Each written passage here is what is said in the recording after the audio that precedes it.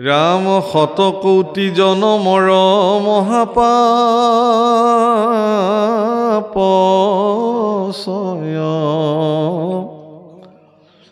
যিটো মনুষ্যৰ নিৰন্তৰে ভুলা ক্ষয় ৰাম শিষিজনে কৃষ্ণ কথা শুনিবা পাৰে পাপীৰ কাণত পাপে খুচিহে নতাৰে শতকোটি জন্ম শতকোটি বুলি ক'লে মানুহে এই যে মানুহ জন্ম প্ৰাপ্তি হৈছোঁ ইয়াৰ পূৰ্বে 84 লক্ষ জনী আমি পৰিভ্ৰমণ কৰিব লাগে ই শাস্ত্ৰৰ বিচাৰ গতিকে এই জনীসমূহ পাৰ কৰি আহি আমি যেতিয়া মনুষ্য জন্ম প্ৰাপ্তি হওঁ তেতিয়ালে বিগত জন্মসমূহত কৰি অহা সমস্ত অপৰাধৰ মুক্ত হোৱাৰ এক সুবৰ্ণ সুযোগ মনুষ্য জন্মত প্ৰাপ্তি হয় বাপসকল আইসকল মনুষ্যসকল ভগৱানৰ স্বৰূপাৰ্থত ভগৱানে নিজৰ স্বৰূপ চাবৰ কাৰণে মনুষ্যসকলক সৃষ্টি কৰিছিল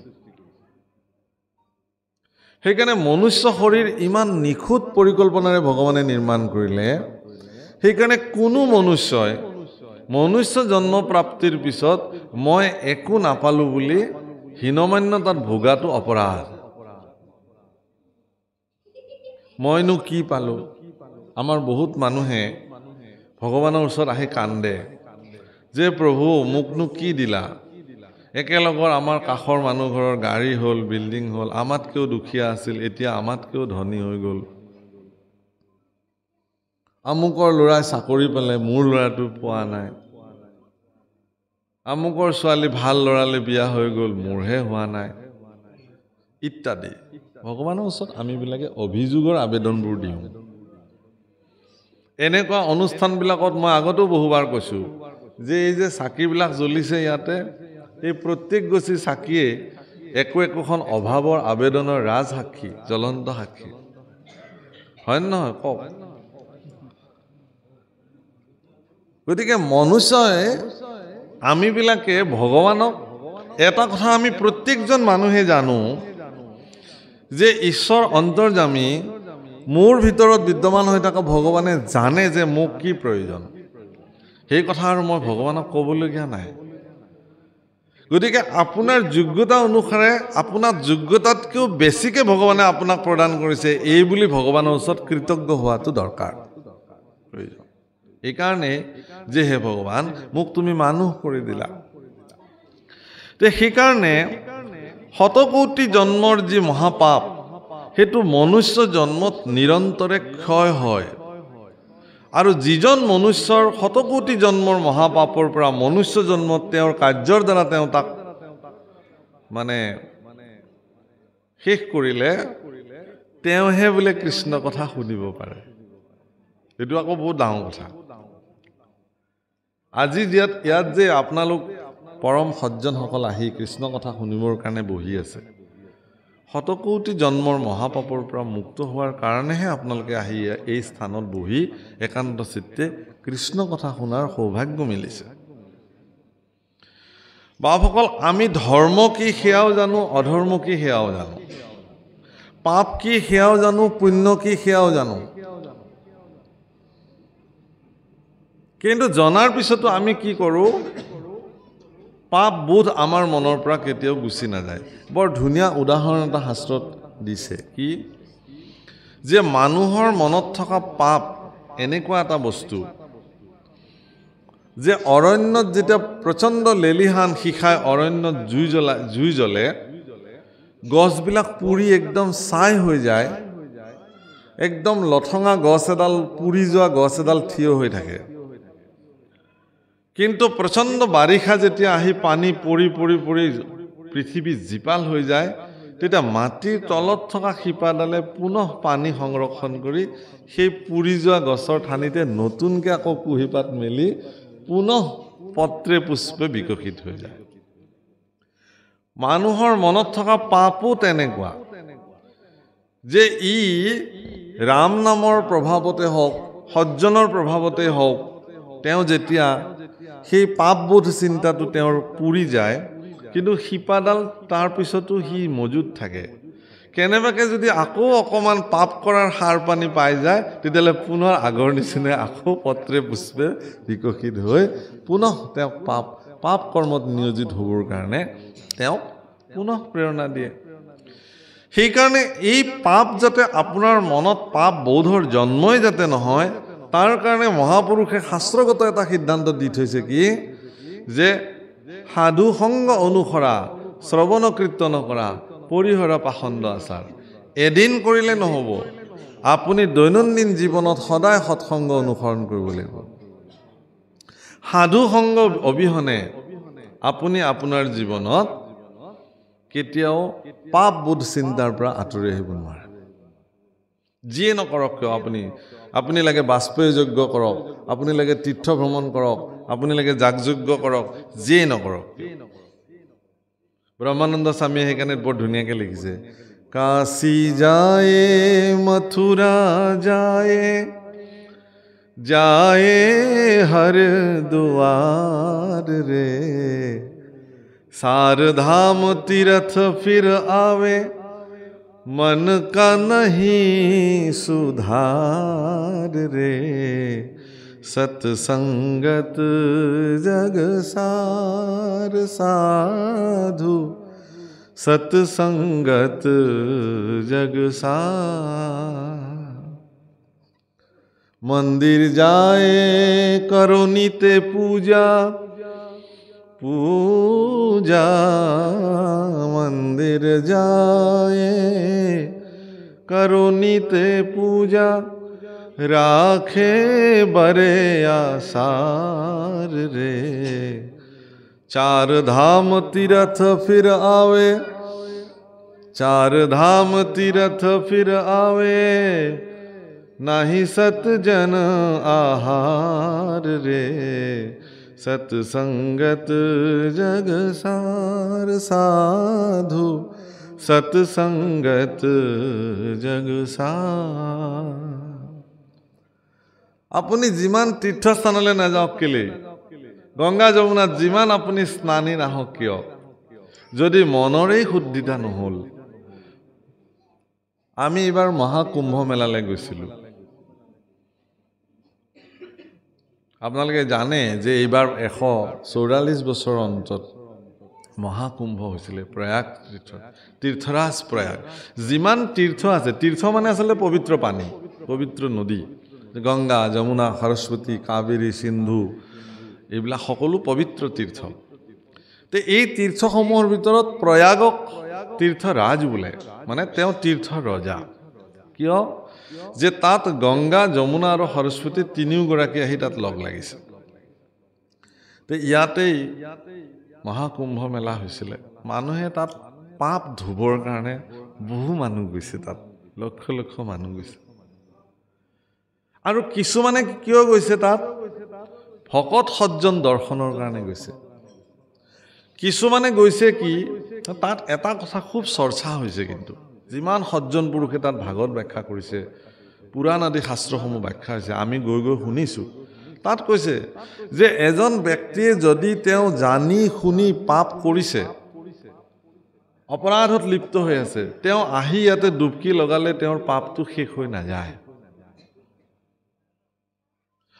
যদি মোৰ অজ্ঞাতে কিবা পাপ হৈছে মই ক'ব নোৱাৰো প্ৰভু কেনেবাকে যদি মোৰ জীৱনত কিবা অপকৰ্ম সাধিত হৈছে হে ভগৱান মই তোমাৰ চৰণত সকলো নিবেদন কৰিলো এই বুলি যদি কোনোবাই স্নান কৰিছে সেইটো বেলেগ কথা মই ইয়াৰ আগতেও 2001 চনত মই প্ৰয়াগলৈ গৈছিলো তাত মোৰ এজন বন্ধু আছে মনীষ চতুৰ্বেদী বুলি তেওঁ মোক এটা কাহিনী কৈছিলে তেওঁ মোক লৈ গৈছিলে স্নান কৰাবলৈ তেতিয়াতো মানুহ চানু বিশেষ নাছিলে নাও এখনত উঠি গৈ আমি স্নান কৰিছো য'ত গংগা যমুনা সৰস্বতী লগ লাগিছে সেই স্থানত তেওঁ কৈছে যে পাঠক जी यहाँ एक कहावत है कैसा बोले जो लोग यहाँ स्नान करने आते हैं वो लोग उन लोगों के मन में एक विचार होता है ऐसा कि वो आएंगे, जितना वो जीवन में पाप किया है सब वहाँ पे डुबकी लगा के सब पापों को नष्ट करके पूरा पुण्य शरीर लेके घर में जाएंगे लौट के। ऐसे এনেকুৱা সবৰে এইটো মনত ধাৰণা থাকে যে মই যি যি পাপ কৰিলোঁ ইয়াত আহি পেলাই মই এইবোৰ সকলো ধুই পেলাই যাম। তেওঁ কৈছে যে পাপবিলাক আকৌ মানুহতকেও বোলে চতুৰ। পাপবিলাকে বোলে ভাবিছে কি যে তই গোটেই জীৱন মুখ লৈ পেলাই মজমস্তি কৰিলি আৰু আজি কথা নাই বতৰা নাই মুখ তই গংগাত ভহাই দিবলৈ আহিছ, যা। এই বুলি বোলে এই পাৰতে যিবোৰ কাপোৰ কানি খুলি থয় বেগ চেগ থয় তাতেই বোলে পাপকেইটা বহি থাকে, যা তই গা ধুই আহাগে বোলে। আমি কিয় যাম তোক এৰি, তইহে আমাক লৈছ, আমিতো নিজে অহা নাই। जब पाप सब वो अपना कपड़ा उपड़ा बेग बिस्तर जहाँ रहते हैं वहीं पे पाप रहते हैं और वो बिना पाप की शरीर जाके गंगा में नहाते हैं, यमुना जी से नहाते हैं। फिर नहा वहाँ के जब आके कपड़ा उपड़ा पहनते हैं तो अपना अपना पाप साथ में फिर वापस घर में लौट के आते हैं। কৈছে আৰু তেওঁ খুব ৰসিক কৰি কথাটো কৈছিলে, কিন্তু কথাটো বহুত তাৎপৰ্যপূৰ্ণ কথা যে আপুনি আজি এইখনো গংগা স্নান দেই প্ৰভুসকল মনত ৰাখিব। এই আজি ইয়াতো গংগা আপোনালোকে স্নান কৰিছে। তো এই গংগা স্নান কেনেকুৱা? তহিতে গংগা তহিতে গোদাবৰী, ক'ত য'ত কৃষ্ণ কথা প্ৰবাহিত হয় সি শ্ৰেষ্ঠ তীৰ্থ স্নান। তো গতিকে আজি এই আমাৰ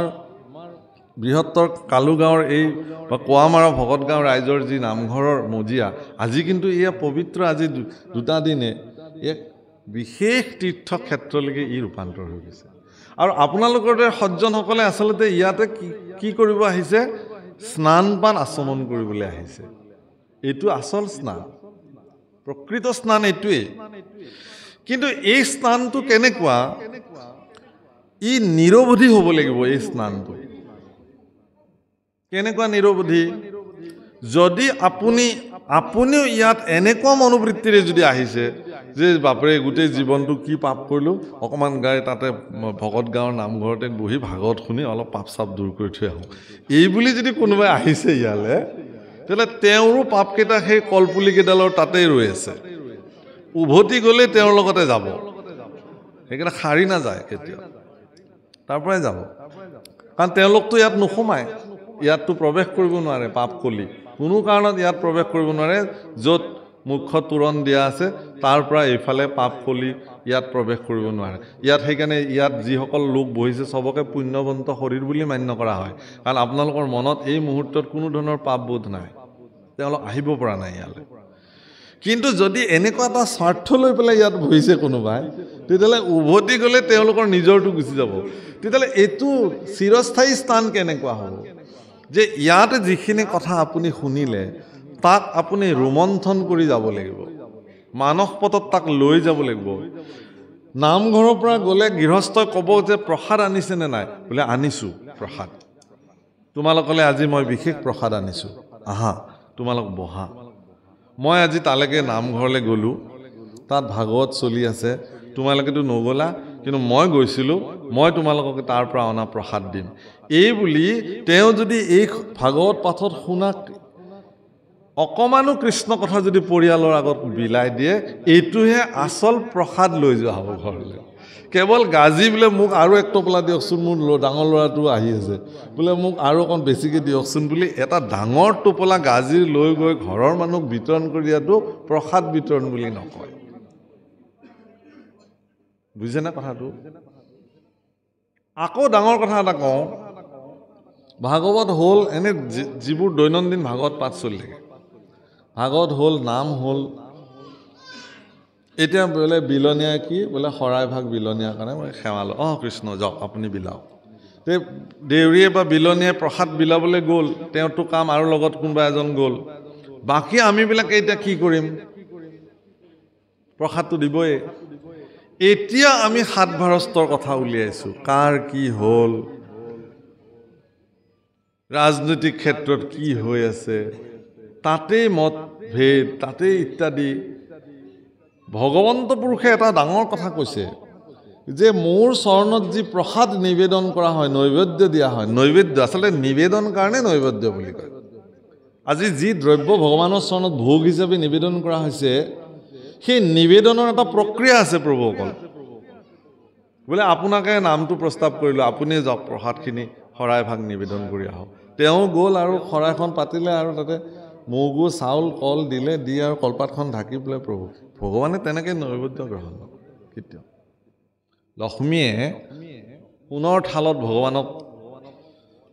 অমৃত অন্ন প্ৰদান কৰি কত স্তুতিনতিৰ পিছতে ভগৱানে সেয়া গ্ৰহণ কৰে গতিকে গুৰুআসনৰ সন্মুখত শৰাই নিবেদন কৰাৰ এক সুদৃঢ় আৰু নিশ্চিত ব্যৱস্থা আছে যদি কোনোবাই নাজানে তেতিয়াহ'লে জনা লোকৰ পৰা তাক শিকি বুজি লওক কি ব্যৱস্থাৰ দ্বাৰা প্ৰসাদ নিবেদন নৈবেদ্য নিবেদন কৰিলে ভগৱানে তাক গ্ৰহণ কৰিব শিকি লওক বাৰু যি নহওক সেয়া ভগৱানে এটা কথা কৈছে কি শাস্ত্ৰত এই কথা বিচাৰ হৈছে যে তেনেকৈ দিয়া প্ৰসাদ ভগৱানে হেনো নলয়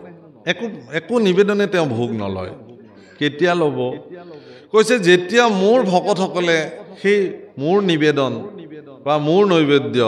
প্ৰসাদ স্বৰূপে গ্ৰহণ কৰে ভকতৰ মুখতে ময়ো খাওঁ কেতিয়া খাব ভকতে যেতিয়া নাম সামৰি প্ৰসাদ যেতিয়া আহি সন্মুখত নপৰালৈকে সেই ব্যক্তিজনে কোনো কাৰণত তেওঁৰ মস্তিষ্কত নাম ব্যতিৰেকে বেলেগ চিন্তা কৰিব নোৱাৰিব তেওঁৰ শ্ৰীমুখে নাম ব্যতিৰেকে বেলেগ কথা পাতিব নোৱাৰিব কিন্তু যিজন ব্যক্তিয়ে নাম সামৰি পেলাই নামঘৰত বহি সাত বাৰস্তৰ কথা উলিয়ালে কাৰ কি হ'ল কাৰ কি নহ'ল ইত্যাদি তেওঁৰ মুখখন তেতিয়া আৰু নাম মুখ হৈ থাকিল জানো ভগৱানে আকৌ সেইখন মুখত প্ৰসাদ খাব নেকি আপুনি যাৰ কথা কৈ আছিল তেওঁলোকে আহি সেই প্ৰসাদ খাব আপোনাৰ লগত ঈশ্বৰে নাখায় তাৰমানে এই কথাটো এইকাৰণেই কোৱাৰ প্ৰয়োজনীয়তা আছে যে নামঘৰৰ মজিয়া এক এনেকুৱা পবিত্ৰ মজিয়া এই আটাইতকৈ শ্ৰেষ্ঠ তীৰ্থ ইয়াত স্নান পান অৱগাহন কৰিবলৈ হ'লে ব্যক্তি সুদৃঢ় চিন্তাৰ দ্বাৰা সংযমী ব্যৱস্থাৰ দ্বাৰা তেওঁ ভগৱানৰ স্মৰণৰ দ্বাৰা তেওঁ জীৱন অতিবাহিত কৰিব লাগিব তেতিয়াহে যদি তেওঁক সেই নামে ক্ৰীড়া কৰিব অন্যথা তেওঁৰ ক্ৰীড়া নহয় তাৰ কাৰণে আপোনাক সংশোধন কৰাৰ একমাত্ৰ কমাৰ শালটোৰ নামে হ'ল সাধু সংগ সৎসংগ যিটো মহাপুৰুষে আমাক বাৰে বাৰে কৈ থৈ গৈছে আজি যে এই আয়োজন এইটো কি এইটোতো সৎসংগই হয় আপোনালোকৰ দৰে সজ্জনসকল ইয়াত আহিছে ইজনে আনজনৰ লগত লগ লাগিছে কৃষ্ণ কথা পাতিছে সৎসংগ তে সেইকাৰণে কৈছে যে এনেধৰণে সৎসংগত বহি পেলাই যাৰ সমস্ত পাপৰ পৰা মুক্ত হৈ গ'ল সেইজনেহে হেনো কৃষ্ণ কথা শুনিব পাৰে আৰু বাকী পাপীবিলাকৰ কাণত বেজিয়ে হনা দিয়ে পাপ মানে সেইকাৰণে মই কৈছিলোঁ যে পাপ জানো পুণ্য জানো ধৰ্ম জানো অধৰ্ম জানো দুৰ্যোধনক সুধিলে ভগৱান কৃষ্ণই যে কিয় নিদিয়া পাঁচখন গাঁও বোলে নিদিওঁ যুদ্ধ কৰিব লাগিব তেতিয়াহে পাব বোলে বিনা যুদ্ধে দিয়াচোন একো নহয় বোলে নাই নাই নাই নহ'ব যুদ্ধ কৰিব লাগিব এটা বেজিৰ আগৰ সমান মাতিও নিদিম ভগৱান কৃষ্ণই দুৰ্যোধনক কৈছিল হেৰা তোমাৰ পিতৃ বৰ্তমানো চক্ৰৱৰ্তী ৰজা হিচাপে বহি আছে সিদ্ধান্ত তোমাৰ পিতৃয়ে দিব ধৃতৰাষ্ট্ৰই দিব তুমি কিয় দিছা সিদ্ধান্ত বোলে মই যুৱৰাজ আৰু মোৰ মতেই চলিব এতিয়া পিতৃৰ মতে নচলিব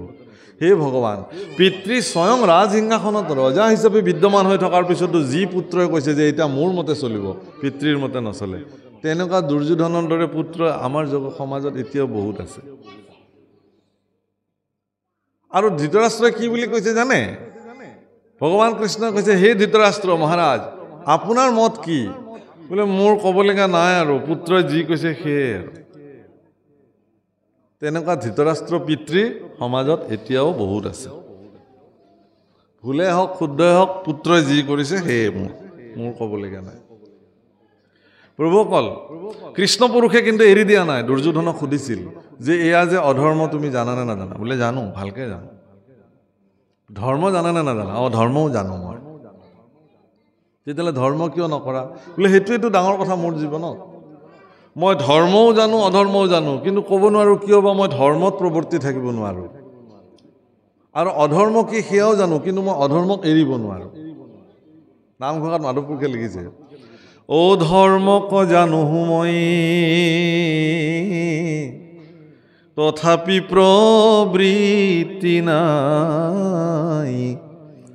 অধৰ্মত নিবৃত্তি নোহয় মই ধৰ্মক জানো কিন্তু মই তাত প্ৰবৃত্তি থাকিব নোৱাৰোঁ আৰু অধৰ্ম কি সেয়াও জানো তথাপি তাৰ পৰা মই নিষ্কৃতি পাব নোৱাৰোঁ যদি এই সমস্যাত কোনোবাই ভুগি আছে তেতিয়াহ'লে তেওঁৰ মনুষ্য জীৱন বৃথা সেইকাৰণে ইয়াত কৈছে যে তেনেকুৱা দুদুল্যমান অৱস্থাত থকাতকৈ আপুনি সৎসংগত বহক কৃষ্ণ কথা শ্ৰৱণ কৰক আৰু মনুষ্য জীৱনক সাৰ্থক কৰক ইয়াত কৈছে ৰাম হেন জানি সাৱধানে শুনা নৰে ও নাহি ধৰ্ম কৃষ্ণ কথা শ্ৰৱণ পৰে ৰাম তপ জপ যজ্ঞ মহাদান তীৰ্থ স্নান কৌটি ভাগ নোহে কৃষ্ণ কথাৰ সমান হেন জানি এই কথাটো জানি হে প্ৰভু কলাইসকল অত্যন্ত সাৱধান চিত্তে কৃষ্ণ কথা শ্ৰৱণ কৰক কৃষ্ণ কথা শ্ৰৱণতকৈ আৰু শ্ৰেষ্ঠ ধৰ্ম একো হ'বই নোৱাৰে ভগৱানৰ গুণ শুনি আপুনি আহ্লাদিত হওক ভগৱানৰ গুণ শুনোতে শুনোতে আপুনি ভগৱানৰ হৈ যাওক ভগৱানৰ কথা শুনোতে শুনোতে ভগৱানৰ দাস হ'বৰ কাৰণে আপুনি প্ৰেৰণা পাব প্ৰভুসকল ইয়াত কৈছে যে তপ জপ যজ্ঞ মহাদান তীৰ্থস্থান এইবিলাকো আমাৰ ব্যৱস্থা আছে আমাৰ ভাৰতবৰ্ষত শাস্ত্ৰই এইবিলাককো ৰাস্তা দেখুৱাইছে কোনোবাই তপস্যা কৰিব পাৰে কোনোবাই জপ কৰিব পাৰে কোনোবাই যজ্ঞ কৰিব পাৰে কোনোবাই দান কৰিব পাৰে কোনোবাই তীৰ্থস্নান কৰিব পাৰে কিন্তু কৃষ্ণ কথাৰ সমান কিন্তু এইবোৰ হ'ব নোৱাৰে যদি এইবিলাকত কৃষ্ণ কথা সংপৃক্ত হৈ নাথাকে তেতিয়াহ'লে সেই তপৰ কোনো মৰ্যাদা নাই আপুনি তপ কাক কৰিব কৃষ্ণকে তপস্যা কৰিব লাগিব জপ কাক কৰিব কৃষ্ণৰ নামকেই জপ কৰিব লাগিব তেতিয়াহ'লে সি পুণ্যৱান হ'ব কামত দিব আপোনাৰ আপুনি যজ্ঞ কাৰ নামত কৰিব যজ্ঞৰ কথা একাদশ স্কন্ধত বৰ্ণন কৰিছে যজ্ঞ কাক বোলে ঠিক তেনেকে দান কাক কৰিব আপুনি প্ৰভুসকল দান এনেকুৱা এটা বস্তু পৃথিৱীত যে সি সোঁহাতে দিলে বাওঁহাতে গম পাব নালাগে দান বোলে মই যে দিছোঁ ডোনেশ্যনটো চিঠিত নামটো মোৰ ওলাইছেনে নাই বোলে ওলাইছে অলপমান চিনি পোৱাকৈ দিব লাগিছিল নহয় একদম হাইলাইট কৰি দিয়া হৈছে আপোনাৰ নামটো বুজিছে নাই সন্তুষ্টি বাপৰে ভাল মোক মানুহে কিমান চিঠি ছপাইছা বোলে ইমান বোলে আৰু পইচা দিম আৰু অলপ ছপাই দিয়া আৰু বিলাই দিয়া মানুহে জানক মই যে দান দিছোঁ এইটো দান বুজিছেনে কিন্তু প্ৰভুসকল দান ক'ৰ পৰা দিব আপুনি দান দিয়াৰ অধিকাৰ আপোনাৰ ক'ত আছে কি দিব আপুনি যাদৱ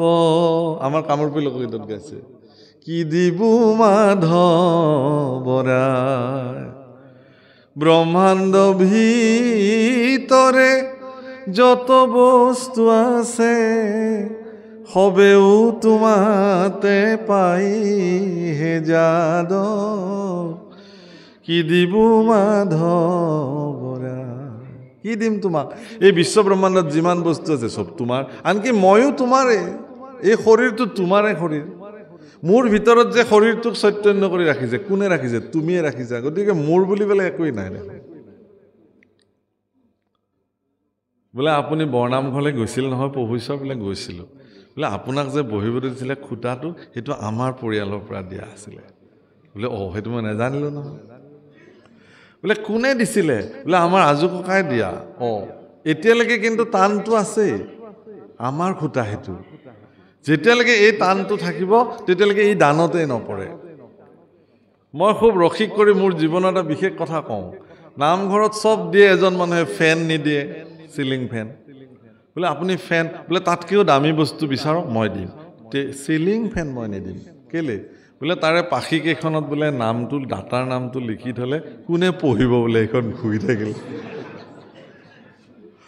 সেইখন বলে পঢ়িবলৈ নাই কাৰো বলে ঘূৰি থাকিলে গতিকে এনেকুৱা বস্তু এটা য'ত মোৰ নামটো দাতা বুলি লিখা থাকিলে মানুহৰ ধাৰণাবিলাক এইবিলাক কিন্তু আপোনালোকক মই এই কথাটো কৈছো কবিতা আছে লিখিছে মাংগো উচিছে যো দে খুচিছে আৰু কহে না কিছিছে তেওঁকে খুজিব লাগে যিজনে অন্তঃকৰণে আপোনাক দিব পাৰে আৰু কাকো নকয় ঈশ্বৰ পুৰুষক যদি আপুনি কিবা দিব পাৰিছে ভগৱানে যদি আপোনাক সেই সামৰ্থ্য প্ৰদান কৰিছে তেতিয়াহ'লে আপুনি এনেকুৱাকে দিয়ক যাতে বেলেগে গম নাপায় হে প্ৰভু এইটো মই দিয়া বুলি ভবা দিবও খুজিছে ভগৱানক তেতিয়াহ'লে আপুনি কি বুলি দিব লাগে তাকে নামঘোষাত মাধৱ পুৰুষে লিখিছে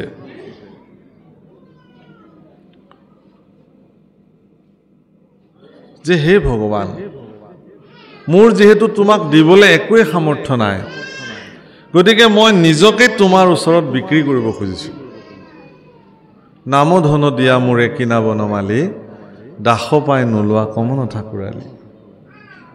মোক তুমি নাম ধন দিয়া তোমাৰ যি নাম ধনে জগত তৰাব পাৰে সেই নাম ধন দি মোক তুমি উদ্ধাৰ কৰা আৰু মোক তুমি লৈ লোৱা চিৰদিনৰ কাৰণে বিষয়ৰ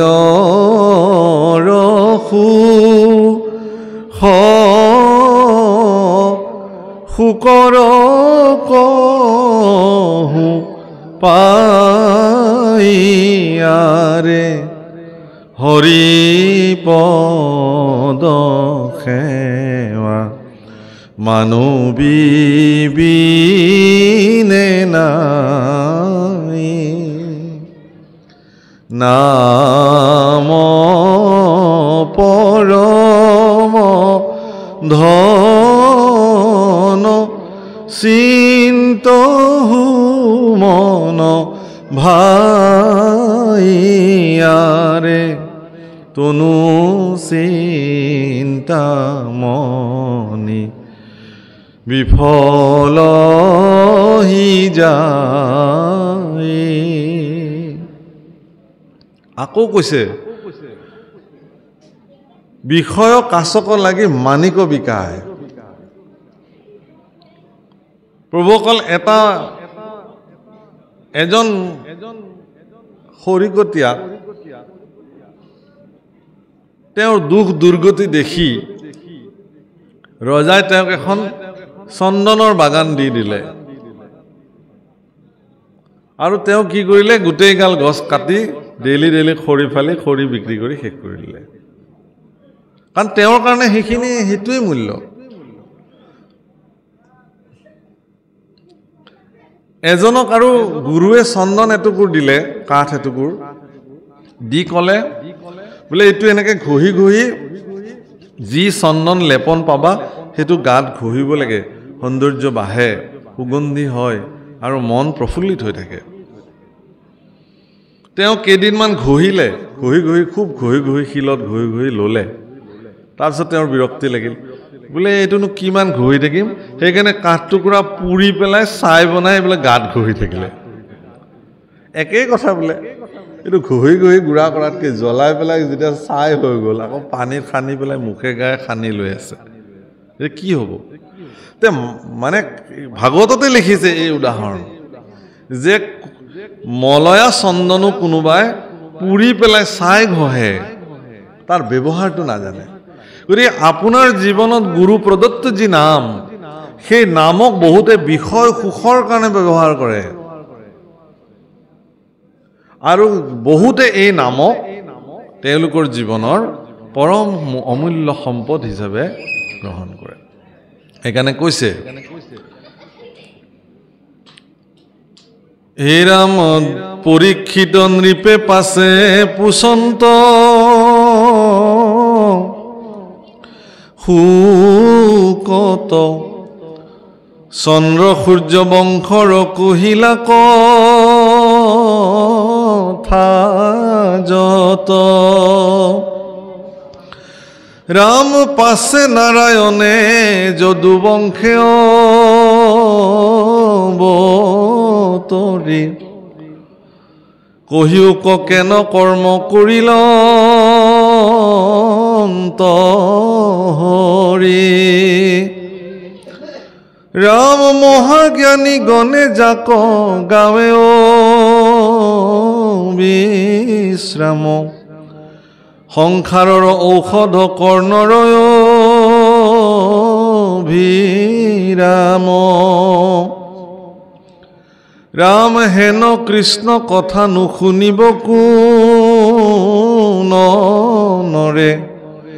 ও একে মহাপাপী আত্মঘাতকী তপৰে মহাৰাজ পৰীক্ষিতে গুৰুদেৱ শুকৰ প্ৰতি নিবেদন কৰিছে যে হে গুৰুদেৱ তুমি মোক চন্দ্ৰ সূৰ্য বংশৰ কথা যিমান পাৰা ক'লা কিন্তু এতিয়া মই ভগৱন্ত পুৰুষে যদু বংশত অৱতাৰ লৈ কি কি কৰ্ম সাধন কৰিলে এই কথা মোৰ জানিবলৈ মন গৈছে মই আৰু বেলেগ কথা নক'লে এই কথাই মা পায়সকল এগৰাকী ব্যক্তিৰ জীৱনত এগৰাকী সৎগুৰু প্ৰাপ্তি হোৱাটো তেওঁৰ জীৱনৰ ভাগ্য বহু ভাগ্যৰ বলতহে এজন ব্যক্তিয়ে তেওঁৰ জীৱনত এগৰাকী সৎগুৰু প্ৰাপ্তি হ'ব পাৰে আৰু এগৰাকী সৎগুৰুৰ জীৱনত বিশ্বস্ত আৰু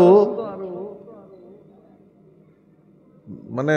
দাসত্ব মানি লোৱা শিষ্য প্ৰাপ্তি হোৱাটো গুৰুৰ কাৰণে আকৌ পৰম সৌভাগ্য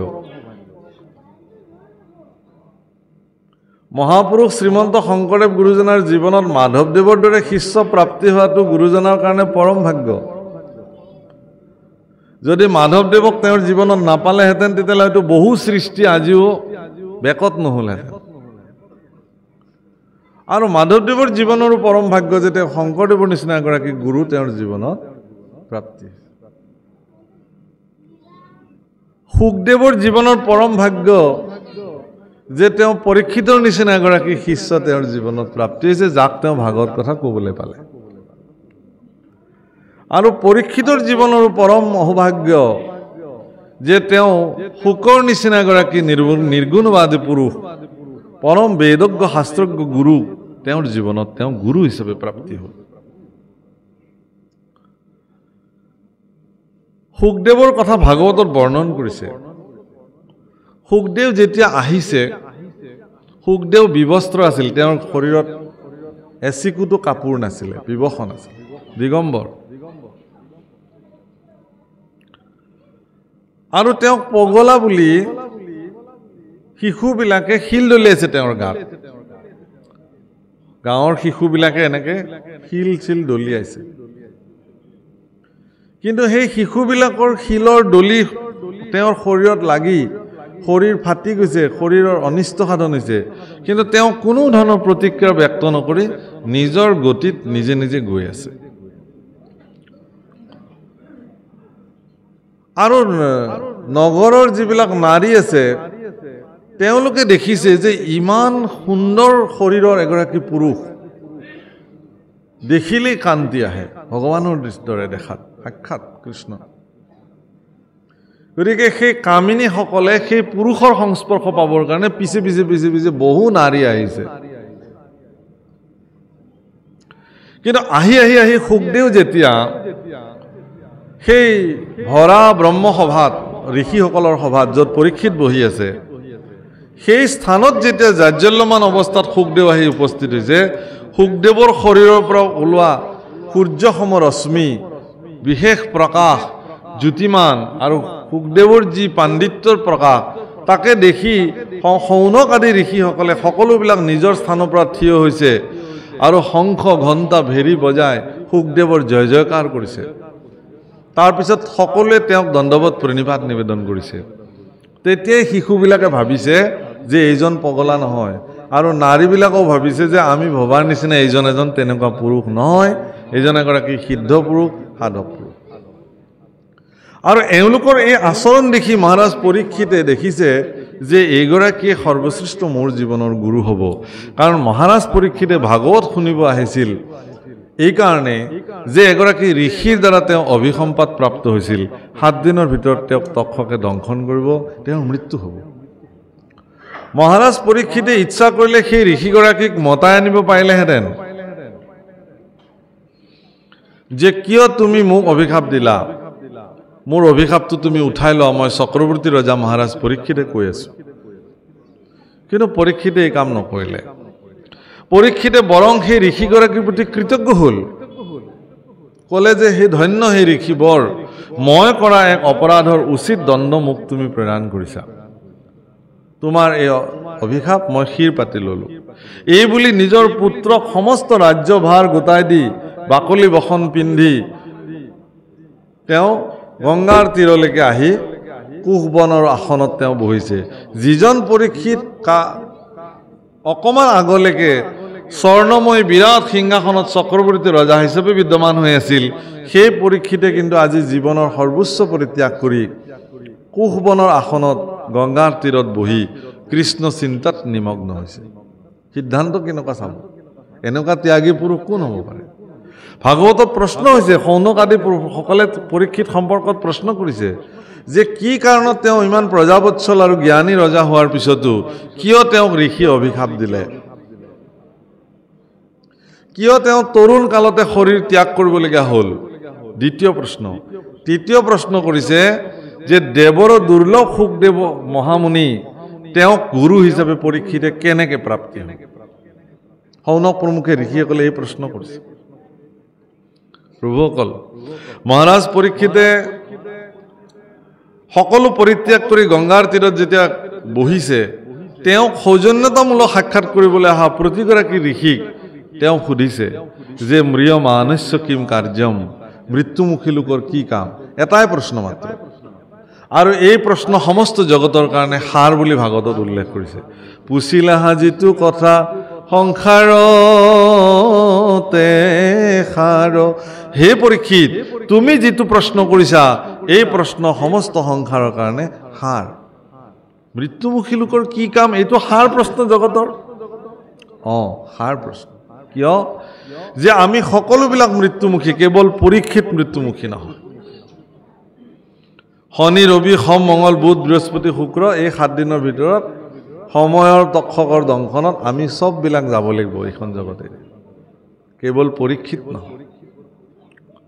তে গতিকে সেই পৰীক্ষিতে 7 দিনৰ ভিতৰত যিজন পৰীক্ষিতে আহি কৈছে যে মই মৰিলো মোৰ কি হ'ব এতিয়া সেই পৰীক্ষিতে দ্বাদশ স্কন্ধত কি বুলি কৈছে যে হে গুৰুদেৱ মই তৰিলো তাৰ মানে ভাগৱত মৰিলুৰ পৰা আৰম্ভ হয় আৰু ক'ত শেষ হয় তৰিলুত শেষ হয় সেইকাৰণে মনুষ্য জীৱনত যিসকল ব্যক্তিয়ে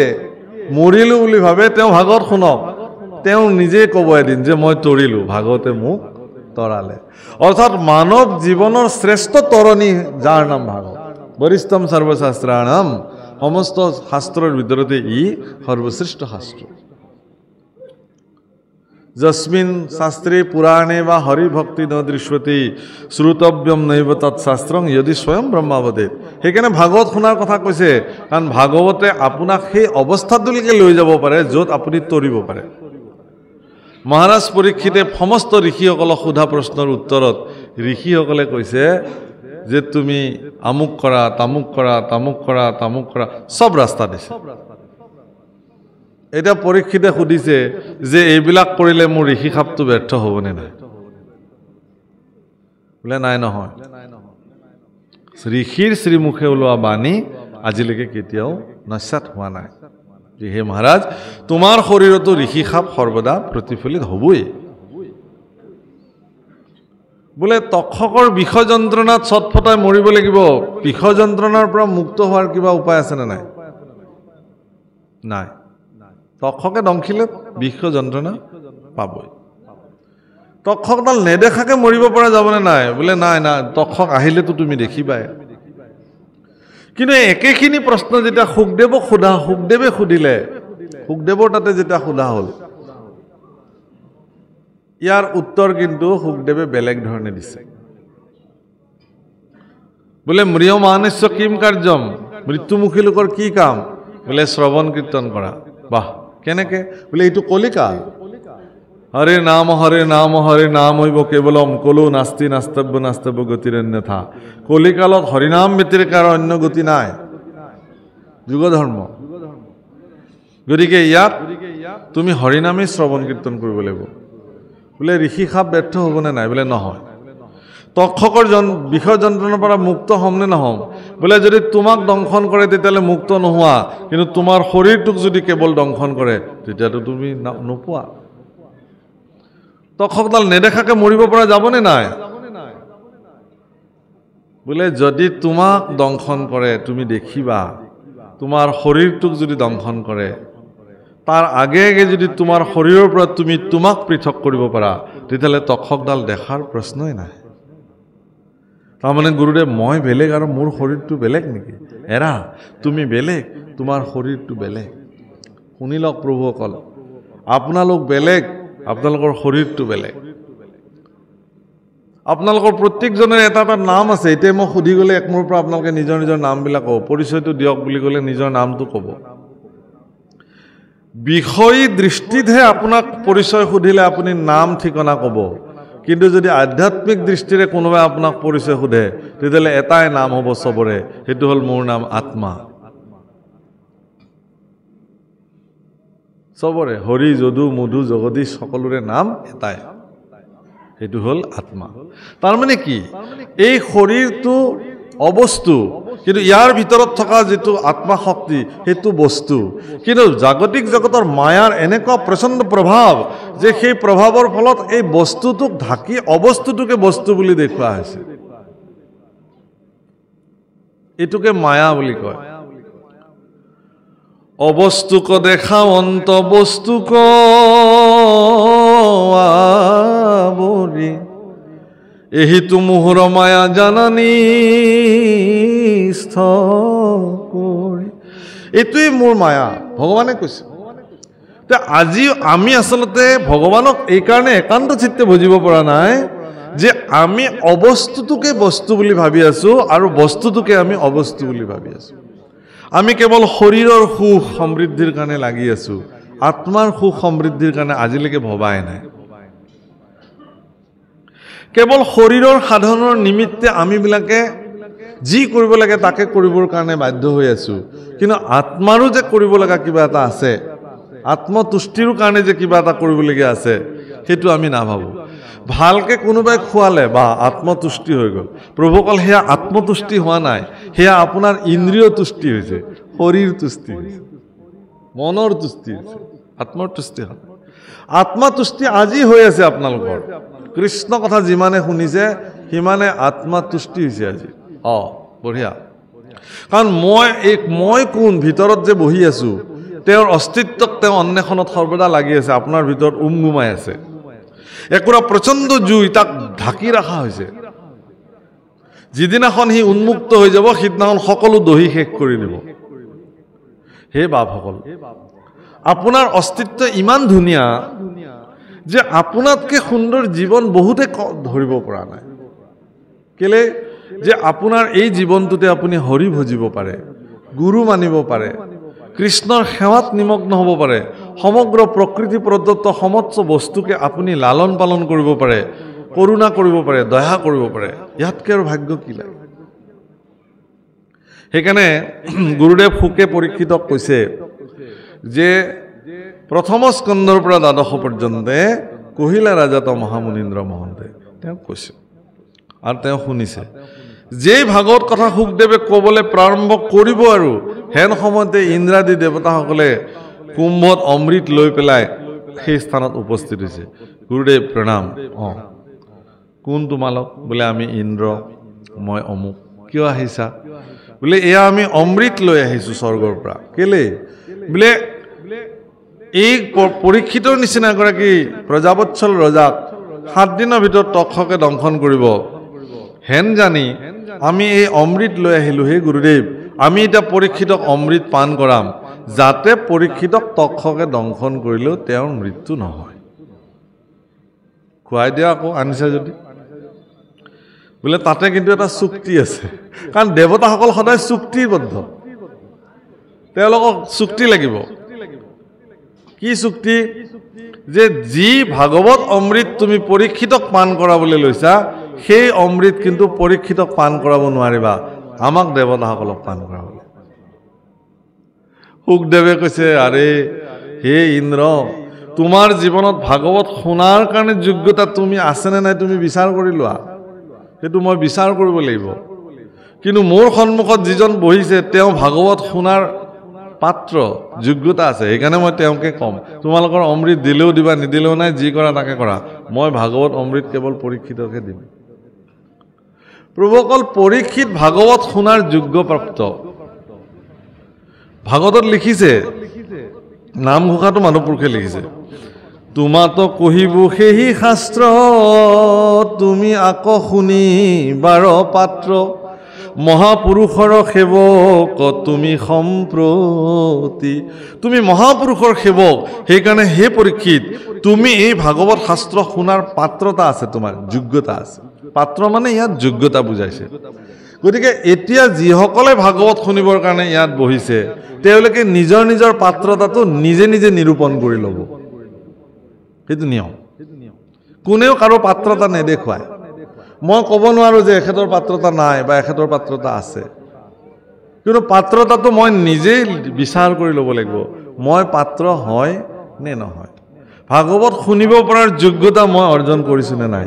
মহাপুৰুষৰ সেৱক মই হ'ব পাৰিছো নে নাই